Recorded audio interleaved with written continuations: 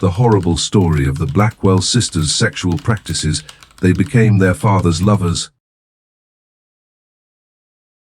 The afternoon sun stretched long golden fingers across the vast wheat fields of Mapleton, a quiet farming town nestled deep within the rolling hills of western Pennsylvania.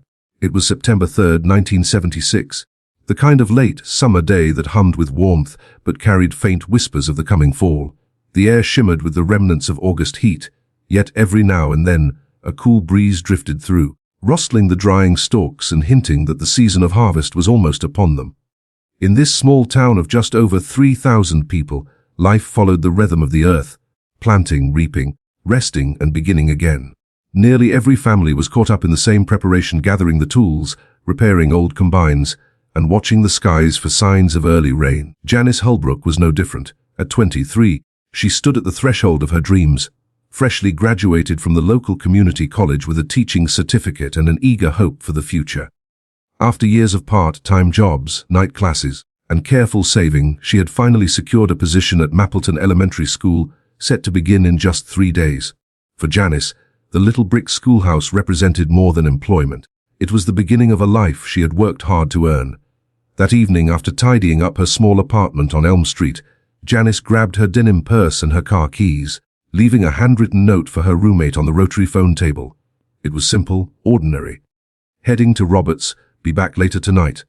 The kind of note that would, decades later, become a haunting artifact in a case no one could have predicted.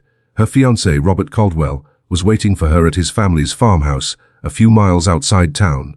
Robert was a quiet, soft-spoken mechanic who worked at Mapleton's only garage. The locals liked him, a polite young man, a bit shy but hard-working. He was the younger of the two Caldwell brothers, who had inherited their family farm after their parents were killed in a tragic car accident back in 1971.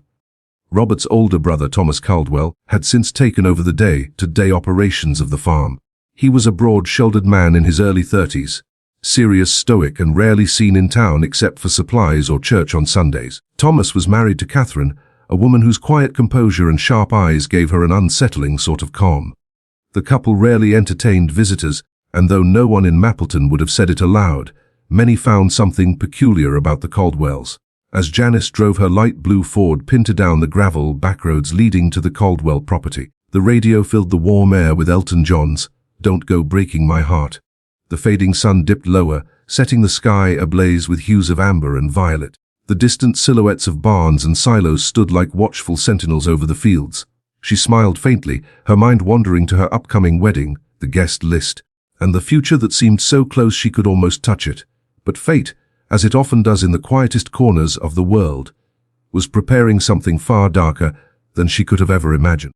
When Janice's Pinto rolled up the long dirt driveway, the Caldwell farmhouse came into view, a tall, two-story structure, its once white paint now weathered and peeling. Surrounded by an ocean of fields and a sparse grove of oaks, the nearest neighbor was nearly 3 miles away. The house stood in eerie solitude, a relic of another time. Inside, the evening unfolded with an uneasy calm. In the kitchen, Catherine Caldwell stood by the stove, stirring a pot of beef stew. The scent of simmering broth mingled with the faint notes of Merle Haggard, playing softly on the old record player in the living room. The air inside the house was thick, not just with the aroma of cooking, but with tension. At the wooden kitchen table, Thomas Caldwell methodically cleaned a Winchester Model 70 hunting rifle, the same one that had belonged to his late father. Newspapers from the Pittsburgh press, yellowed and oil-stained, were spread out beneath it. His expression was unreadable, his movements deliberate. Down the hall, Robert Caldwell paced nervously. His hands trembled as he glanced toward the front door, listening for the sound of Janice's car approaching. He loved her. Of that, there was no question. But lately, life inside the farmhouse had changed. Thomas had grown more controlling, Catherine more watchful. Their affection for Robert had turned into something suffocating, and the idea of him leaving, of him building a new life with someone else, had become unbearable to them. What Janice didn't know was that her arrival that night was not meant to end with dinner and laughter. It was to become the beginning of something unspeakable, a dark secret that would remain buried for nearly half a century, hidden behind the quiet faces of a family that no one in Mapleton ever suspected. When she stepped out of her car and walked toward the porch, the last rays of sunlight caught her hair and glinted off the modest diamond ring on her finger, a ring Robert had bought after 6 months of saving. It sparkled briefly, a symbol of love, of promise. of everything that was supposed to come next. It would be the last time anyone in Mapleton ever saw Janice Holbrook alive. The following morning, when Janice didn't return to her apartment, her roommate Susan Parker began to worry. She had tried calling the Caldwell farmhouse several times, but no one answered. By 8:15 a.m., she finally phoned the Mapleton Police Department. Officer James Wilson, a young patrolman with just 2 years on the force, took the report. He jotted down Susan's words on a yellow legal pad, glancing at the wall clock as he did. In 1976, missing person reports, especially for adults, weren't considered urgent unless there was clear evidence of foul play. "Don't worry too much, Miss Parker," he told her kindly. "She's probably just stayed overnight with her fiancé and forgot to call." But Susan shook her head, gripping the phone cord tightly. "No," she said firmly. "She always calls. Always. And she has her first teacher orientation today. She wouldn't miss that for anything." By noon, Janice still hadn't shown up at Mapleton Elementary. Her absence was confirmed by the school principal, who described her as punctual and excited for her first day. That was enough to raise concern. Officer Wilson and his partner, Officer Frank Martinez, decided to drive out to the Caldwell property. The black and white patrol car hummed along the dusty back roads, its radio crackling with chatter about a minor fender bender on Main Street and a lost dog report from the outskirts of town. When they arrived, they found the brothers outside the barn, sleeves rolled up, working on a tractor engine. Both men were covered in grease and sweat, their faces expressionless but polite. Catherine, dressed in a pale blue apron, stood in the yard hanging laundry on a clothesline. The colorful sheets fluttered softly in the late summer breeze. Everything appeared normal. Too normal. And yet, as the officers approached, something in the stillness of the place, in the way Thomas looked up without smiling, in the faint tremor in Robert's hands, felt off. It would take years, decades even, before Mapleton would uncover what truly happened that night at the Caldwell farmhouse. But on that warm September afternoon, the first threads of a terrible mystery were already being pulled loose. A mystery that would haunt the town and its people for generations to come. The kitchen of the Caldwell farmhouse smelled faintly of coffee and motor oil that morning, the mingling sense of domestic life and farm work forming a strangely heavy air. Officer James Wilson stood just inside the doorway, notebook in hand, as Thomas Caldwell wiped his hands on a frayed red shop rag. His voice was calm, almost rehearsed as he spoke. "We haven't seen Janice since yesterday afternoon," Thomas explained, glancing briefly toward his brother before meeting the officer's eyes. "She and Robert had a bit of an argument about the wedding plans. She left upset around 7 or so. Beside him, Robert Caldwell nodded silently, his gaze fixed on the worn linoleum floor. "I tried to call her last night," he said softly. "No answer. I figured she was still mad and just needed some space." Wilson studied the young man for a moment. Robert's hands were trembling slightly, his voice wavering, and his eyes, though glassy with what appeared to be worry, refused to meet the officers. Still, Wilson made a note of it without pressing too hard. In small towns like Mapleton, people often fumbled with words when questioned by police. Nervousness didn't always mean guilt. With slow, deliberate strokes, he filled out the missing persons report on the official carbon-backed form attached to his clipboard, the ballpoint pen scratching softly against the thin blue lines. A second, faint copy pressed through onto the duplicate sheet beneath, one for the file, one for the county records. Catherine Caldwell moved gracefully through the kitchen, her apron crisp and clean despite the morning's chores. "Such a shame," she murmured as she poured steaming coffee into ceramic mugs from an old aluminum percolator. Her voice was soft, soothing, almost maternal. They were such a good pair. Everyone thought they'd be married by Christmas. Her hands didn't tremble. Not once. The officers accepted the coffee, thanked her politely, and continued their questions. When Officer Wilson asked if Janice's car was still on the property, Thomas shook his head without hesitation. "No," he said. "She drove off in it. Blue Ford Pinto. We watched her tail lights go down the road." It was a simple answer, too simple, perhaps, but it would take nearly 2 months before anyone would realize how deeply false it was, because 2 miles from that very spot, hidden beneath the still, murky waters of the abandoned Mitchell Quarry, Janice's Pinto sat silently, its windows clouded, its secrets sealed in silt and darkness. At that time, however, no one could have known. The initial search for Janice Holbrook was limited by both the technology and the mindset of the 1970s. The Mapleton Police Department consisted of only 6 officers, 3 patrolmen, 2 part-timers and 1 detective who mostly handled petty thefts and the occasional bar fight. Missing adults were rarely treated as urgent unless foul play was obvious. Still, they did what they could. A bulletin went out over the police teletype system, the clacking machine printing the details on thin, curling paper: missing Janice Holbrook, 23-year-old female, 5'4", brown hair, brown eyes. Last seen wearing jeans and a yellow blouse. Believed to be driving a 1972 Ford Pinto, light blue. The copies were sent to departments in neighboring counties, Blair, Bedford, and Clearfield. But no immediate leads came through. 2 days later, Janice's parents, Harold and Marion Holbrook, arrived in Mapleton after an exhausting 20-hour drive from their retirement community in Florida. Their Oldsmobile Cutlass pulled into the parking lot of the Mapleton Motor Lodge, where they checked into room 14. A cramped, beige carpeted space that would become both their refuge and their prison over the coming weeks. There, under the dim glow of the bedside lamp, they spent endless hours on the beige rotary phone, calling anyone who might know something. Old classmates, co-workers, even the principal at Mapleton Elementary. Each call ended the same way: polite sympathy, then silence. 4 days after Janice vanished, the first organized search began. Word spread quickly through the town, and by early morning, the high school parking lot was filled with volunteers, farmers, teachers, even teenagers, all clutching flashlights, thermoses of coffee, and hastily printed flyers. They spread out across the farmlands and the wooded edges surrounding Mapleton, their voices echoing through the fields as they called her name again and again. "Janice! Janice Holbrook! Can you hear us?" Each call faded into the wind. Each hour that passed brought heavier dread. Robert Caldwell joined the search, his face drawn and pale, his boots caked with mud. He spoke little, staying on the edges of the group. Some saw him as a man tormented by worry. Others thought his silence seemed too measured, too rehearsed. Meanwhile, Thomas Caldwell remained at the farm. "Someone has to look after the animals," he told the volunteers.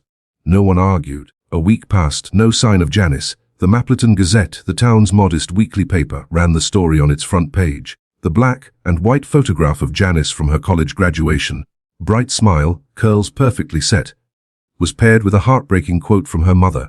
She was so excited to start teaching. She'd already decorated her classroom with posters of the solar system and pictures of famous women in history. She wanted her students to know that the world was big, that they could be anything. That quote would later haunt the community, appearing in every future retelling of the case. With mounting public pressure, Police Chief Harold Morgan assigned Detective Sam Reynolds, the department's only detective, to take over the investigation. Reynolds was old school, a man of instinct rather than science. Forensics were primitive in 1976, no DNA testing, no digital databases, so Reynolds relied on what he did best: conversation, observation, and intuition. His first step was to re-interview everyone close to Janice. Friends, co-workers, and of course the Caldwell family. During his second interview with Robert Caldwell, Reynolds immediately sensed something different. The young man's story had shifted. "She left around 8:30, Robert said, fidgeting in his chair at the police station. "We argued about my brother, about Thomas having too much say in our future. She didn't like that he was involved in everything. But Thomas owns the farm. We were gonna live in the guest house after the wedding." Reynolds, sitting across from him, tapped his pen against the open page of his spiral notebook.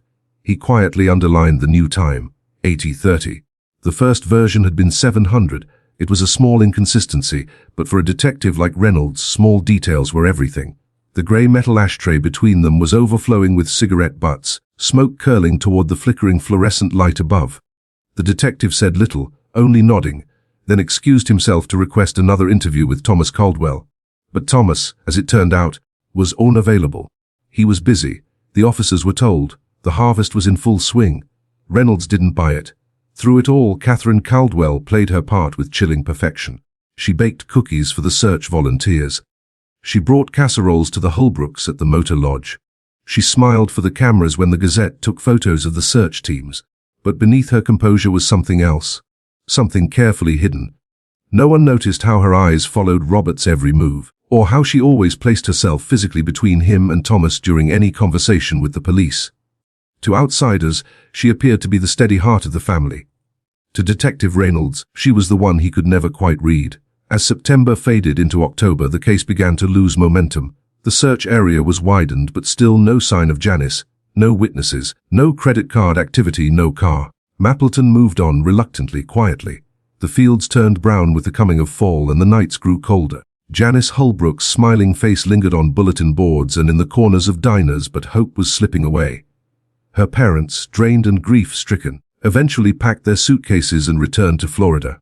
Room 14 at the Mapleton Motor Lodge was cleaned and rented out to travelers once more. But in that small Pennsylvania town, a shadow had settled, long, quiet, and patient. Because somewhere beyond those rust-colored fields, the truth of what happened to Janice Holbrook was still waiting. Waiting beneath still water. Waiting in the silence of a farmhouse that held too many secrets. Waiting for someone brave enough, or lucky enough, to find it. The Holbrooks left Mapleton broken-hearted. Before they returned to Florida, they taped flyers to every telephone pole, gas pump, and storefront window in town. Janice's smiling face beside the word message in bold black letters. For weeks, those flyers fluttered in the wind, their corners curling as summer bled into autumn. By winter, they had yellowed, brittle from the cold, the ink fading beneath rain and snow. Eventually, they were buried beneath new postings, lost dogs, church picnics, yard sales, as though the town itself had decided to move on. Inside the cramped Mapleton police station, Detective Sam Reynolds sat behind his battered oak desk, the Holbrook case file spread before him. A brown accordion folder stuffed with witness statements, Polaroids and half-scribbled notes. He read them again and again, searching for the thread that would unravel the truth. But without a body, without hard evidence, his investigation was built on ghosts and guesses. By Thanksgiving, the file had been moved to a side cabinet. By Christmas, it had slipped into the cold metal drawer marked unresolved. Outside, Americans celebrated the nation's bicentennial year. Paul McCartney's silly love songs drifted from radios, and store windows glittered with tinsel and cheer. Inside that cabinet, Janice Holbrook's name became nothing more than another statistic. Another young woman who had simply vanished. But Mapleton's peace was an illusion, because just a few miles from the center of town, beneath 6 feet of dirt behind the Caldwell tool shed, Janice's story had not ended. It had merely been buried. Her body, wrapped tightly in a blue tarp and bound with baling wire, lay hidden among the roots and earthworms. Her promise ring, a delicate diamond set in white gold, had been pried from her finger, thrown into the murky depths of the quarry, along with her car, her purse, and every dream she'd carried of teaching children about constellations and courageous women in history. The secret slept there, silent and patient. As the 1970s faded into the 1980s, the Caldwell farm seemed untouched by tragedy. To the casual observer, the brothers had simply endured their loss and carried on, respectable, hard-working men of the soil. Robert Caldwell, quiet and melancholy, never married. Townsfolk whispered that his heart had been broken by Janice's disappearance, that he'd never recovered from losing her. Thomas Caldwell, meanwhile, grew into a pillar of the community, a man of the church, a familiar face at the Saturday farmers' market. His wife Catherine was always at his side, polite, graceful, her hair pinned neatly back. Few ever questioned why the three of them continued to share the same roof. In rural Pennsylvania, such arrangements were not uncommon. Farming required family unity, after all. But no one outside those white, painted walls saw what truly existed within. Behind closed doors, the Caldwell home was ruled by control and fear. The doors were locked at night, not for safety, but for authority. Conversations were measured. Eye contact had consequences.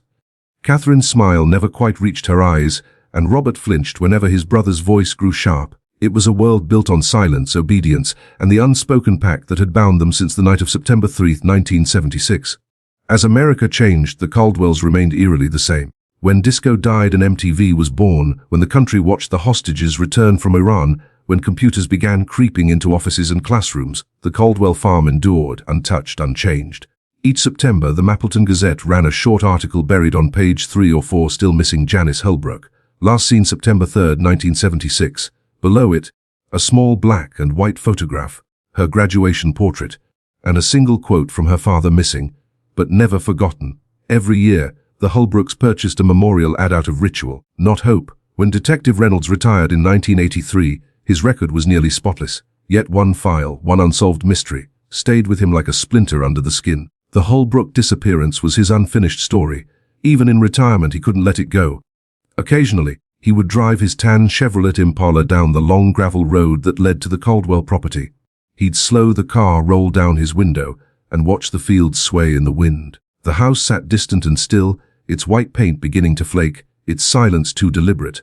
Something about those brothers, their composure, their routine, had always bothered him. But he never found the proof, and in 1990 Reynolds died of a sudden heart attack, taking his suspicions to the grave. Meanwhile, the Caldwell farm prospered.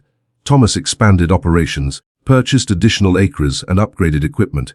He joined the agricultural board, served on the church council, and even sponsored the county fair one summer.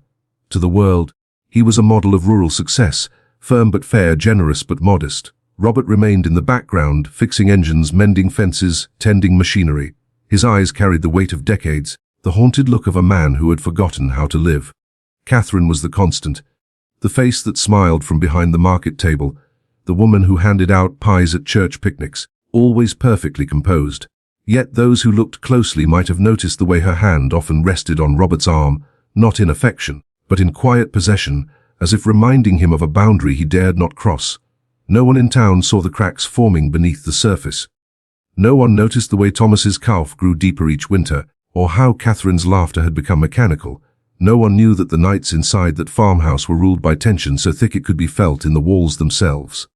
By 1984, when Dove's cry echoed through American radios and Apple's first Macintosh was changing how the world processed information, Marion Holbrook, Janice's mother, lay dying in a Florida hospital. Cancer had consumed her, but grief had hollowed her long before the disease. She passed away clutching a photograph of Janice in her graduation cap, the last picture ever taken before the nightmare began. Her husband, Harold, lived on. Every year he wrote a letter to the Mapleton Police Department, always on the same pale blue stationery, always in careful cursive. Each began the same way: "To whom it may concern. I am writing to ask if there have been any new developments in the case of my daughter, Janice Holbrook, missing since September 3, 1976. The replies grew shorter each year. Eventually, they were reduced to a single line: "No new information at this time, Mr. Holbrook." New officers came and went. Janice's name meant little to them, just an old cold case from a time before DNA and databases. By the early 1990s, the original case file, labeled Holbrook J. 1976 in black marker, was sealed in a cardboard box and carried to the basement archives of the newly built police headquarters. There it sat on a metal shelf beside other forgotten tragedies, a silent row of stories that no one told anymore. Dust gathered on the lids. Time for the town of Mapleton moved on, but inside the Caldwell farmhouse, time had stopped. The years had not been kind. Thomas Caldwell, now in his late 50s, battled a worsening heart condition that left him breathless after short walks. The once towering figure of authority now moved slowly, clutching a pill bottle wherever he went. Robert, in his 40s, had grown into a shadow, timid, compliant, existing more than living. He spoke only when spoken to, his voice low, uncertain, like a child caught in a constant apology. And Catherine had aged differently. Her beauty, once soft and warm, had hardened into sharpness, lines etched deep from years of secrets pressed beneath the skin. Her control had not weakened. If anything, it had deepened. She alone remembered every moment of that September night. She alone knew what they had done, what she had forced Robert to do, and how the lie had sealed itself into their lives like rot beneath paint. In the dresser drawer of the upstairs bedroom, beneath a stack of neatly folded linens, she kept a small wooden box. It was locked. Inside were the things that could destroy everything, the remnants of that night, items that carried the weight of truth. And one day, whether by fate, curiosity, or justice, that box would be found. When it was, the quiet town of Mapleton would once again remember the name Janice Holbrook. And the fields would whisper what the earth had tried to keep buried for nearly 50 years. Inside the small wooden box hidden in Catherine Caldwell's dresser drawer lay the final pieces of truth. Among its contents were a silver charm bracelet that had once jingled softly on Janice Holbrook's wrist, a faded Polaroid photograph capturing a moment that now felt like another lifetime, and a handwritten confession from Robert Caldwell, written in the trembling aftermath of the horror his brother had unleashed. The confession was scrawled on a torn sheet of lined paper ripped from a spiral-bound notebook. The first line read, "I never wanted her to die." His words continued in uneven, desperate ink. "Thomas said we had to protect our family, our way of life. I didn't know he would hurt her so badly." Several lines blurred where droplets had fallen, teardrops, perhaps, staining the paper, turning blue ink into washed-out shadows of guilt. Catherine had kept that note for over 40 years. Along with Janice's bracelet and the photograph, these were her tools, not of remembrance, but of control. They were leverage, the means by which she had kept both brothers bound to her will. In truth, it had been Catherine who proposed the cleanup. It was she who had scrubbed the kitchen clean after the blood had dried, who had instructed Robert on what to tell the police, and who had constructed the calm, consistent story that fooled the entire town. Her public image, the dutiful wife, the steady church volunteer, the woman who brought pies to Sunday socials, concealed a calculating, manipulative intelligence. Behind that mask lay the mind that had both engineered and preserved the Caldwell family's secret for decades. That secret might have stayed buried forever if not for two seemingly unrelated events that took place in the year 2020. The first was the retirement of Officer Frank Martinez, one of the last surviving members of the original Mapleton Police Department who had responded to the missing persons call back in 1976. As he emptied his locker after 44 years of service, he discovered an old, leather-bound notebook wedged behind a stack of training manuals. It was his personal journal, filled with his private thoughts, sketches, and suspicions from cases throughout his career. The second event came just weeks later, the death of Thomas Caldwell, age 73. His heart, weakened by years of medication and stress, gave out early one February morning. Paramedics found him in the farmhouse kitchen, collapsed beside the same oak table where Janice Holbrook had once sat. Thomas's death shattered the fragile balance that had held the Caldwell household together. For the first time in nearly half a century, Catherine and Robert were alone with their secrets, and without the iron control of the man who had dictated their lives. Detective Mia Chen joined the Mapleton Police Department in 2018 after a decade of service with the Pittsburgh Bureau of Police. Calm, analytical, and known for her precision, she had specifically requested a position in the department's newly established cold case unit, a division designed to re-examine decades-old mysteries with the aid of modern forensic technology. During Officer Martinez's retirement gathering, held in the break room decorated with blue and white streamers and store-bought cupcakes, he approached her with a quiet seriousness. Handing over his old notebook, he said, "This one, Casey, it's always bothered me. The Holbrook girl. There was something about those Caldwell brothers I could never shake." Chen listened carefully. Martinez took a slow sip from his plastic punch cup before continuing. "The younger one, Robert. He looked like he wanted to talk that day. But his brother never left his side. It was like he wasn't allowed." That conversation stayed with her. The next morning, Chen pulled the Holbrook case file from basement storage. The box left behind a clean, rectangular outline on the dusty shelf, as though even time had been waiting for it to be disturbed. Inside, the file was a window into another era, reports typed on IBM Selectric stationery, smudged with correction fluid and coffee stains. Black and white photographs showed Janice's bright smile, her eyes full of optimism beneath her graduation cap. Handwritten witness statements filled worn manila folders, each one labeled in faded ink. Chen noticed immediately how limited the evidence collection had been. Back in 1976, DNA analysis didn't exist, and fingerprinting was used primarily for identification, not reconstruction. There were no cell phones, no surveillance footage, no digital trails, only human memory and instinct, both notoriously unreliable. Determined to give the case new life, Chen began the meticulous process of digitizing every page. She scanned reports, photographs, and interview notes, uploading them into the department's new forensic database. Using software that would have seemed like science fiction in the 70s, she created a digital timeline of Janice's final days. Old newspaper clippings from the Mapleton Gazette were carefully flattened and preserved. Headlines like, "Local woman still missing after 3 months," and "Parents plead for leads in vanishing," glowed on her computer screen as fragments of the past began to form a new pattern. Meanwhile, at the Caldwell farm, Catherine faced her own reckoning. When Thomas's will was read, she was stunned to learn he had left everything to Robert. The land, the house, the accounts, the equipment. Catherine was cut out completely. And with Thomas gone, Robert's mind began to unravel. At 67, he showed early signs of dementia, and the boundaries between past and present grew thin. Some evenings, when his medication wore off, he would mutter to himself, fragments of confessions and apologies, pieces of the truth breaking through decades of repression. Catherine's control was slipping. The fear that had once silenced Robert now competed with confusion and guilt. Detective Chen pressed forward, re-interviewing everyone still alive who had been connected to the case. Most remembered little beyond vague impressions. Time had eroded the edges of memory. Susan Parker, Janice's former roommate, now lived in Arizona. Chen interviewed her via video call, the woman's face framed by sunlight through desert blinds. Despite the wrinkles of age, Susan's voice still carried affection when she spoke of her friend. Janice was so full of life, Susan said, smiling faintly. She was planning to marry Robert that fall, but a week before she disappeared, she told me something strange. She said Robert told her that marrying him meant accepting his family situation. I didn't know what she meant then. Maybe she didn't either. Chen made notes on her digital tablet, her stylus moving in neat strokes. a striking contrast to the spiral notebooks of Reynolds and Martinez from generations earlier. She thanked Susan, then turned her attention to her next contact, Harold Holbrook, Janice's father.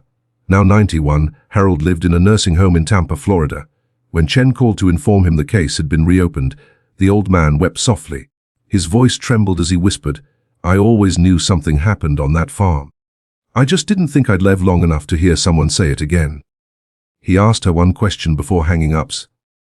"Will you promise me one thing, detective? Don't let her be forgotten again." His voice, thin and trembling with age, wavered through the receiver. "My wife died still looking out the window," he said softly, expecting Janice to pull up in that blue Pinto. The line went quiet after that. Just the faint hum of the nursing home's background noise, the sound of a television somewhere, and the slow, rhythmic beep of a distant machine. Detective Chen sat for a moment, her stylus paused above the tablet screen, feeling the weight of a grief that had outlived nearly half a century. But fate has a strange way of letting truth resurface. The breakthrough in the Holbrook case came from an entirely unexpected source. Not from science, not from witnesses, but from a high school project. During Thomas Caldwell's funeral, a local teenager named Jason Miller had been flying his drone over the countryside. He was working on a class project about rural life in western Pennsylvania, a film capturing the fading farms, rusting tractors, and the vast, golden stillness of the Mapleton landscape. His drone drifted lazily over the Caldwell property, recording minutes of silent footage before returning home. Weeks later, as Jason reviewed the video on his computer, something odd caught his eye. Behind the old tool shed, half hidden beneath overgrown weeds and brittle grass, was a faint rectangular depression in the soil, barely visible, and only when the light struck from a certain angle. The patch of grass was a slightly different shade, a subtle discoloration no one on the ground would ever notice. Curiosity turned to unease. Jason zoomed in, replaying the footage again and again. That shape, too clean, too defined, looked deliberate. He showed it to his father, Mark Miller, who had once been a volunteer firefighter and part of the original search team for Janice Holbrook back in 1976. Mark stared at the image for a long moment before whispering, "That's right where we stopped looking." Within 24 hours, he had called the Mapleton Police Department and left a message for Detective Chen. Armed with the drone footage, Chen filed for and obtained a search warrant for the Caldwell property. On a crisp, wind-cut March morning, the silence of the old farm was broken by the rumble of police trucks and forensic vans pulling into the gravel drive. Officers marked off the area behind the tool shed with yellow tape that fluttered in the cold air. Ground-penetrating radar equipment was set up on tripods. Drones buzzed overhead. Inside the house, Catherine Caldwell watched from the kitchen window, her face eerily calm. Decades of composure had hardened her into something unreadable. The faint reflection in the glass showed a woman who had once ruled this house through quiet command, and who knew that the empire she'd built on silence was finally collapsing. In the living room, Robert sat in his old recliner, rocking slowly, muttering fragments of memory into the still air. His hands trembled on the armrests, his eyes glassy and unfocused. When the radar scan confirmed what the drone footage had hinted at, a large, dense object buried 6 feet beneath the soil, the excavation team began their careful work. Shovels, brushes, gloves, and cameras, every motion deliberate. And then, as the first layers of earth were peeled away, Catherine made a choice that stunned everyone. She disappeared upstairs for a few minutes, then returned, clutching a small wooden box against her chest. She walked out toward the dig site where Detective Chen stood, clipboard in hand. "You'll find her there," Catherine said, her voice flat but steady. Her eyes didn't meet Chen's. It was never supposed to go that far. Chen took the box carefully, opening it under the shade of a forensic tent. Inside were 3 items: a silver charm bracelet, tarnished but unmistakably feminine, a Polaroid photograph showing the 3 Caldwells, Thomas, Robert, and Catherine, standing together on the farm, smiles stiff and strange, and a handwritten confession, the same one Robert had written in 1976, his words stained with tears and regret. Later analysis confirmed the handwriting as authentic. The confession had been written within hours of Janice's death. Catherine Caldwell was taken quietly into custody as the dig continued. 6 hours later, forensic technicians unearthed what time had hidden human remains wrapped in a faded blue tarp, bound tightly with baling wire. Nearly 44 years had passed, but modern science spoke clearly where old evidence could not. Dental records confirmed the identity. DNA extraction, impossible in 1976, now provided irrefutable proof. Janice Holbrook had finally been found. Her cause of death, blunt force trauma to the skull, consistent with what Catherine would later describe in her confession. The murder weapon, a cast iron skillet. The truth that emerged in the following weeks shook Mapleton to its core. Catherine, now 72, sat across from Detective Chen in the sterile grey interview room, her face lit by harsh fluorescent lights. The camera recorded in high definition, no grainy VHS tapes, no analog hiss, just crystal clarity. He planned it, Catherine said calmly, her voice carrying no emotion. But we all participated. Her confession was both chilling and clinical. Robert lured her to the house that evening. She was sitting at the kitchen table, looking at wedding magazines. I was the one who struck her with the skillet. Thomas made sure she was dead. We buried her behind the shed. The next night, we dumped her car in the quarry. The words hung in the room like fog. When Robert Caldwell was later interviewed at the Mapleton psychiatric facility, his mind drifted between lucidity and confusion. But when Detective Chen showed him the photograph from the box, his eyes welled with tears. I loved Janice, he whispered. I really did. But I was afraid of Thomas. He controlled everything. Catherine, she controlled what Thomas couldn't. I wasn't strong enough to stop them. His voice broke on the last sentence. The case against Catherine Caldwell became a masterclass in combining modern forensic technology with historic evidence. Microscopic residue from the cast iron skillet was matched to trace metallic imprints on Janice's skull. Soil samples from the burial site contained fibers identical to those described in the 1976 missing person report. Denim and cotton from Janice's blouse and jeans. Even the faint chemical traces on the tarp matched manufacturing batches from the local feed store's 1970s inventory logs. Forensic timelines, digital reconstructions, and reanalyzed interviews formed a complete haunting picture of that night in 1976. In October 2020, after 44 years of silence, Catherine Caldwell, age 72, stood trial for the murder of Janice Holbrook. The courtroom overflowed. Retired officers, aging townspeople, and volunteers from the original search filled the pews. Some wept openly as evidence was displayed. The bracelet, the photograph, the blurred handwriting of a confession written by a frightened man half a lifetime ago. Detective Mia Chen sat in the back row, watching the culmination of her work unfold. It wasn't triumph she felt, but quiet vindication, the kind that comes when truth finally claws its way out of the earth. Outside, the autumn leaves fell across the courthouse steps like drifting embers, and the small town of Mapleton, once haunted by whispers and speculation, finally began to breathe again. Justice had taken nearly half a century to arrive, but when it came with the force of revelation. Janice's father sat near the front of the courtroom, his frail body folded into a wheelchair, a plaid blanket draped over his knees. A nurse from his care facility stood quietly behind him, her hand resting gently on the chair's handle as if to anchor him through the storm he had waited a lifetime to see end. His eyes, clouded with age yet sharp with sorrow, remained fixed on the defendant's table. Robert Caldwell, long deemed unfit to stand trial, remained under psychiatric care. His absence left only Catherine in the spotlight, the last living link to the crime that had haunted Mapleton for nearly half a century. The prosecution spared no detail in their presentation. On the large courtroom monitor, jurors saw digital reconstructions of the farmhouse kitchen, the same room where laughter and plans for a wedding had once filled the air, and where death had stolen its place. Next to the gleaming renderings were scanned copies of the original 1976 police reports, yellowed, handwritten, and trembling with the ink of an era before computers and DNA testing. Then came the photographs. Projected on the screen were images of Janice as she had been in life, smiling in a white blouse, a chalkboard behind her filled with children's drawings and math equations. She radiated warmth, purpose, and promise. But the next set of photographs drew an audible silence from the room. The forensic images, the remains carefully unearthed from the Caldwell property, the blue tarp still clinging to the soil of decades. The contrast was unbearable and deliberate. Throughout it all, Catherine Caldwell sat utterly still. Her grey hair was pulled back in a tight bun, her eyes fixed on nothing. She didn't fidget, didn't flinch, didn't weep. Her hands remained folded neatly on the defense table as if she were waiting for a sermon to end. When offered the chance to testify in her own defense, she declined, letting her earlier confession, recorded, signed, and sealed, speak for her. Her attorney argued passionately that the case was too old. That time had eroded both the evidence and the memory of events. No jury, he insisted, can see clearly through the fog of 44 years. But the fog had lifted long ago. After 3 days of deliberation, the jury returned. The courtroom hushed as the foreman stood. We find the defendant, Catherine Caldwell, guilty of second-degree murder. A murmur rippled through the gallery.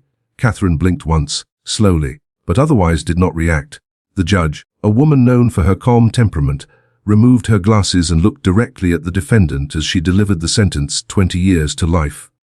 Her voice, though steady, carried the weight of decades of buried truth. "You did not just take Janice Holbrook's life," the judge said, each word deliberate. "You stole decades of peace from her family. You denied her parents the dignity of closure. And for 44 years, you lived freely while they mourned in uncertainty. Justice may have been delayed, Mrs. Caldwell, but it has not been denied." As Catherine was led from the courtroom in handcuffs, Janice's father wept openly, his thin shoulders shaking. He turned to Detective Chen beside him. "My Barbara died waiting," he whispered, referring to his late wife. "At least I lived long enough to see this day." 1 month later, under a pale November sky, Janice Holbrook was finally laid to rest. This time not as a missing person, but as a daughter returned home. Her remains were buried beside her mother's grave in Mapleton Cemetery. The funeral took place on what would have been Janice's 68th birthday. The crowd that gathered was larger than anyone expected. Her former classmates, the staff of Mapleton Elementary, local officials, and townspeople who hadn't even been born when she vanished. They came not out of obligation, but reverence, to honor a woman whose story had become a symbol of truth's endurance. Susan Parker, Janice's childhood friend and fellow teacher, stepped forward with a small bouquet of daisies, Janice's favorite. She laid them on the casket, her voice trembling as she spoke to the local Gazette reporter. She wanted to teach children about strong women in history. Susan said softly, "No, she is part of history. The students here will learn about justice, and about how long love can wait." The newspaper's front page the next morning bore the headline, "Justice for Janice. Closure at last in the 44-year Mapleton mystery." Detective Mia Chen stood at the back of the cemetery that day, her black coat fluttering in the cold wind, watching as the community she'd come to know finally found peace. For her, the case had been more than an investigation. It had been a bridge between eras, between hand-written notes and digital reconstructions, between old grief and new understanding. The team had solved the case through an extraordinary blend of old-fashioned detective work and modern innovation. Martinez's long-lost notebook, preserved evidence from the original crime scene, drone footage from a curious teenager, and the science of DNA and ground-penetrating radar. Each piece had been a whisper from the past, forming a chorus that finally told the truth. 6 months later, Robert Caldwell passed away quietly in the psychiatric facility. His mind had long been fractured, but in his final days, clarity returned. He asked a nurse for one last favor. "I want to be buried near Janice," he said. "To watch over her like I failed to do in life." The request was denied at the family's insistence, but a small, unmarked stone appeared near Janice's grave weeks later. Someone, no one knew who, had paid for it anonymously. It bore no name, only the carved words, "Forgive me." The Caldwell farm was sold at auction that summer. The proceeds were frozen pending civil litigation from Janice's estate. The new owners, unwilling to live in a place tainted by tragedy, demolished the old farmhouse and the weathered tool shed. In their place, they built a modern home on another part of the land. But the spot where Janice's body had been found was left untouched, turned instead into a quiet memorial. A single stone marked the ground, engraved simply "Janice Holbrook, teacher, daughter." Justice delayed, but not denied. The case drew national attention. Forensic experts and journalists descended on Mapleton, eager to understand how a murder buried for 44 years had finally been solved. Detective Chen was invited to speak at conferences about cold case methodology. She stood on panels under bright lights, explaining how new tools, digital mapping, drone imaging, DNA resequencing, could bring justice where traditional methods had failed. The Mapleton Police Department, once a small, underfunded rural office, received federal grants to digitize every cold case file, creating a model program for other towns across America. For the older residents of Mapleton, however, the closure came with unease. They remembered the Caldwells, how they smiled at church, how Catherine's pies won blue ribbons at the county fair, how Thomas donated produce to the school. The realization that such darkness had existed behind their friendly faces forced many to confront a chilling truth. Evil doesn't always hide in shadows. Sometimes it waves from across the pew on Sunday morning. Margaret Wilson, now 82 and still the church organist, summed it up best in her interview with the Gazette. "They were good church folk," she said quietly. "We saw them every Sunday. Thomas would put money in the plate. Catherine baked pies for bake sales. We thought we knew them, but now I wonder how many secrets a smile can hide." And so, in a small town that once whispered Janice Holbrook's name like a prayer, peace finally settled. It came not with triumph, but with understanding that time may bury truth, but it cannot kill it. Beneath the soil, beneath the decades, justice had been waiting. And now, at last, it had been found. Robert fixed the church van when it broke down. How could we not have known? That question, whispered again and again by the townsfolk of Mapleton, hung in the air long after the trial ended. The answer, as Detective Chen later wrote in her final report, lay not in negligence but in the limitations of the error itself. The 1970s were a time before digital footprints and constant surveillance, before phone records, DNA databases and security cameras lined every street. In those years, a lie could live unchallenged for decades, so long as the faces telling it smiled in church and waved politely from behind a picket fence. The Caldwell farm's isolation, the control Thomas exerted over his brother, and the carefully curated respectability of Catherine's demeanor had created the perfect cocoon for evil. Together, those three had managed to hide horror behind hospitality. Their secret buried as deeply as the woman they'd silenced. The wooden box Catherine once kept hidden, containing the charm bracelet, the Polaroid and Robert's trembling confession, was now preserved in the evidence room of the Mapleton Police Department. It sat inside a climate-controlled vault, secured by digital locks and motion sensors. A quiet irony, the same type of box that once gathered dust in the basement of the old precinct now stood as a monument to progress. Each item inside it told part of a story that, for years, no one wanted to believe could exist in a place like Mapleton. The charm bracelet, dulled but intact, still bore faint scratches of Janice's initials. The photograph, the three Caldwells standing together, smiling beneath the sycamore tree, had faded at the edges, the colors bleeding into one another like guilt refusing to fade. And the confession written in blue ink blurred by tears remained the most haunting relic of all. Janice's father lived long enough to see Catherine Caldwell begin serving her sentence. Every Sunday, without fail, he visited his daughter's grave. He would bring fresh flowers, daisies in the summer, chrysanthemums in the fall, and speak softly to the headstone as though Janice were merely away, listening from some nearby place. Neighbors often saw him there at dusk, lips moving in conversation only heaven could hear. When his health began to fail, he continued those visits in a wheelchair, escorted by a nurse who learned to wait patiently in the car until he was ready. He died peacefully in his sleep in 2021. On the nightstand beside him rested a single photograph. Janice, smiling in her graduation gown. Today, the case of Janice Holbrook stands as both a warning and a promise. A warning about the darkness that can exist behind ordinary facades. About the secrets that thrive in silence, even in places where everyone thinks they know everyone else. And a promise that time, no matter how vast, does not erase truth. That justice may be delayed, but it can never be fully denied.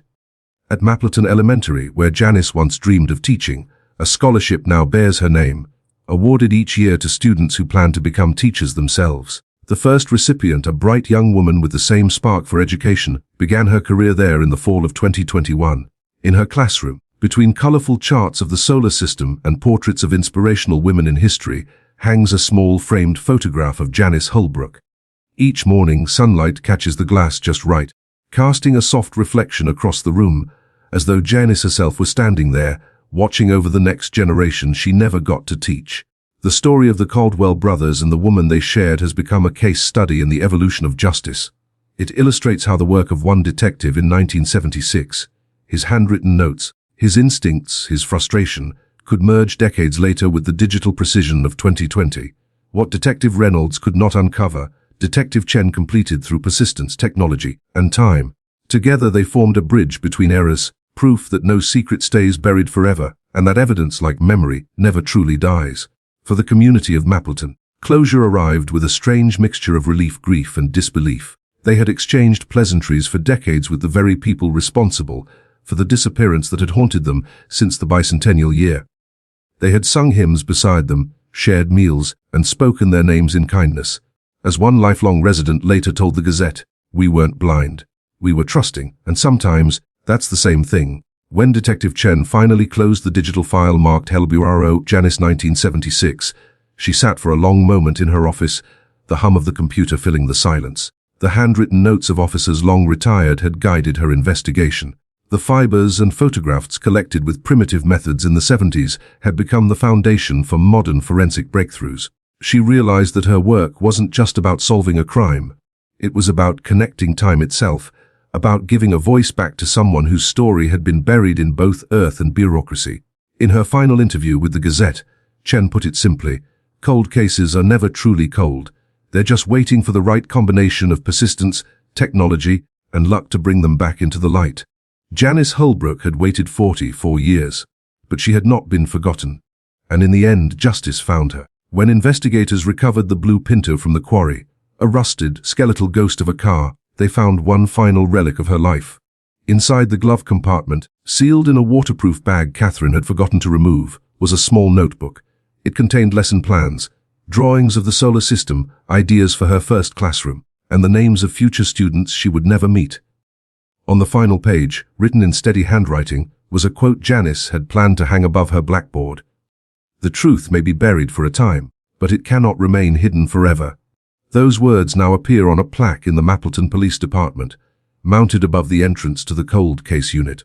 Every officer who passes beneath it is reminded of what this story proved beyond doubt: that time is not the enemy of justice, that truth endures, and that even the quietest voices, if we listen long enough, will one day be heard.